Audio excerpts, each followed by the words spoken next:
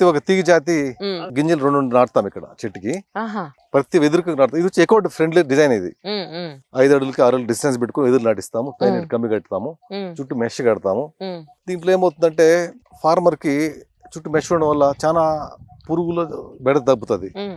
ఇలా తీగ కమ్మి కట్టుకున్న దానికి పైన 3% పైకి వెళ్ళిపోతాయి. ఓకే ఓకే, కరెక్ట్ ఎదురు ఒక 5 ఏళ్ళు పోయినా భూమిలో కలిసిపోతుంది నేచురల్ గా. కరెక్ట్. అంతవరకు ఇలా కింద బెడ్స్ ఉంటాయి. బెడ్స్ పైన ఒక బెడ్ పైన టమాటా, ఒక దాని 5 పైన అంతర్లు వ్యవసాయం చేస్తున్నారు. 5 layer model farming, vegetable farming. అదే అదే.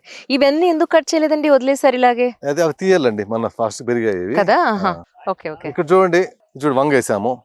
ఓహో, ఎంత రుచిగా ఉంటాయి, నాణ్యంగా ఉంటాయి కూరగాయలు. సో మీకు అంటే మీరు విత్తనాలు ఎవరైనా అడిగినా కూడా ఇస్తారా సార్? ఇస్తున్నామండి. అవునా? ఫస్ట్ రైతు కాపాడుకోవాల్సింది విత్తనాల్ని. దేశీ విత్తనాన్ని విత్తనం మట్టిని కాపాడుకోవాలి. ఫస్ట్ రైతు మట్టిని కాపాడుకోవాలా, విత్తనం కాపాడుకోవాలా. అవును మంచి నాణ్యమైనటువంటి విత్తనాలు తీసుకుంటే పంట నాణ్యంగా ఉంటది. అవును, చాలా మంది రైతులు ఇబ్బందులు పడుతున్నారు ఏ విత్తనం అంటే విత్తనం నాటేసి. నిజం. ముఖ్యంగా దేశీ వరి వంగడాల్ని, దేశీ ఇలా విత్తనాలని మేము రెఫర్ చేస్తున్నాం ఎవరికి కూడా. కానీ